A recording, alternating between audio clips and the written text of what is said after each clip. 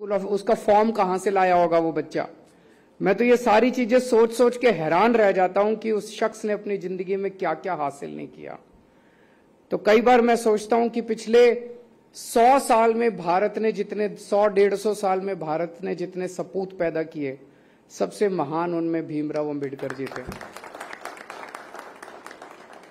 उनका सपना था, उन्होंने खुद अच्छी से अच्छी शिक्षा हासिल की और उनका सपना था कि भारत जब आजाद होगा तो हमारे देश के बच्चों को, चाहे गरीब का बच्चा हो चाहे अमीर का बच्चा हो, हमारे देश के हर बच्चे को अच्छी से अच्छी शिक्षा मिलनी चाहिए।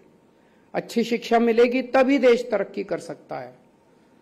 लेकिन पिछले 70 साल के अंदर, 75 साल के अंदर आजादी के बाद हमारे देश में 2 तरह की शिक्षा प्रणाली शुरू हो गई। एक शिक्षा प्रणाली थी पैसे वालों के लिए और एक शिक्षा प्रणाली थी गरीबों के लिए। गरीबों के बच्चे सरकारी स्कूल में पढ़ते थे, पैसे वालों के बच्चे प्राइवेट स्कूलों में पढ़ते थे। सरकारी स्कूलों को जानबूझ के 75 साल में और खराब और खराब और खराब कर दिया गया। किसी के पास 2 पैसे भी बेचारा अगर समेट लेता था, बचा लेता था, तो अपने प्राइवेट स्कूल में पढ़ाता था। जब हमारी सरकार बनी, हमारे पास 2 मॉडल थे। कई लोग मुझे आके कहते थे कि आप एक कानून पास कर दो कि आईएएस अफसरों के, मंत्रियों के, नेताओं के बच्चों को सरकारी स्कूल में डलवाया जाए। बोले जी देखो, अगर सारे आईएएस अफसरों के और मंत्रियों के इनके बच्चे सरकारी स्कूल में जाने लगेंगे तो अपने आप ही ठीक हो जाएंगे। मैंने कहा हम ये मॉडल लागू नहीं करेंगे, हम दूसरा मॉडल लागू करेंगे। हम सरकारी स्कूलों को इतना अच्छा बना देंगे कि ये सारे लोग अपने आप अपनी इच्छा से अपने बच्चों को सरकारी स्कूल में भेजना चालू करें। जब हमने ये सोचा था और इस भावना को लागू किया, हमें उम्मीद नहीं थी कि इतनी जल्दी हम ये अचीव कर पाएंगे। 5 साल की सरकार में ही हम अचीव कर पाएंगे।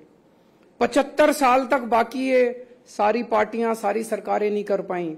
हमें लगता था काफी टाइम लगेगा, लेकिन आप सब लोगों का, टीचर्स का सहयोग मिला, पेरेंट्स का सहयोग मिला, जनता का सहयोग मिला, बच्चों का सहयोग मिला, प्रिंसिपल्स का सहयोग मिला, आप सब लोगों के, ऑफिसर्स का सहयोग मिला। आप सब लोगों के सहयोग से हम लोगों ने इसे 5 साल के अंदर हम सब ने मिलके दिल्ली के स्कूलों को, सरकारी स्कूलों को इतना शानदार बना दिया। तो आज हालत यह है कि हमारे कई एमएलए ऐसे हैं जिनके बच्चे, हमने उनको फोर्स नहीं किया, वो इच्छा से अपने बच्चों को सरकारी स्कूल में पढ़ा रहे हैं। मैं कई वकीलों को जानता हूं जिनके पास खूब पैसा है, वो अपने बच्चों को इच्छा से सरकारी स्कूलों में, इस साल 4.25 लाख बच्चों ने अपने नाम प्राइवेट स्कूलों से कटवा के सरकारी स्कूलों में भर्ती करवाया।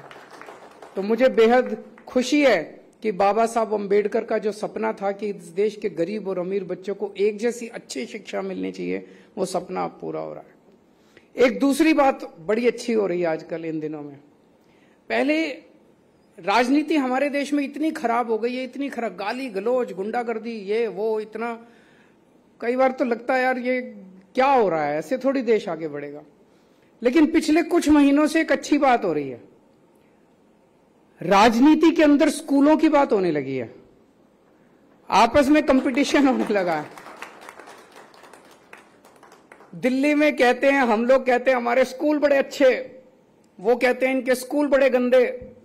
हरियाणा में हम कहते हैं इनके स्कूल बड़े गंदे, वो कहते हैं अपने पहले दिल्ली के स्कूल देखो। फिर गुजरात में हम जाके कहते हैं देखो इनके स्कूल बड़े खराब, वो कहते हैं अपने दिल्ली के स्कूल संभालो। अच्छी बात है, अब तू मैं स्कूलों पे हो रही है, ये अच्छी बात है, इससे सुधार। कल मैं देख रहा था, अभी 2-3 दिन से हमारी विरोधी पार्टियों के लोग दिल्ली के स्कूलों में घूम घूम के हमारी कमियां निकाल रहे हैं। तो एक एमपी को मैंने देखा, एक बाथरूम में गया, बाथरूम में एक टाइल टूटी पड़ी थी, उसके सामने खड़े होकर उसने फोटो खिंचवाई, देखो केजरीवाल के स्कूलों का क्या हाल है, टाइल टूटी पड़ी है।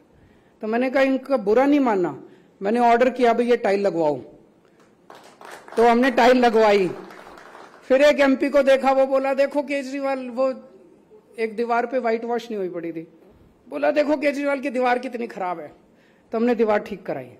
तो वो कहते हैं निंदक नियरे राखिए, तो जो जो कमियां निकालेंगे, हम इनकी बुराई नहीं करेंगे, हम वो सारी, हमने तो कहा इनको कि जो जो कमियां, आप घूमो स्कूलों में, हम कई राज्यों में जाते हैं उनके स्कूल देखने के लिए।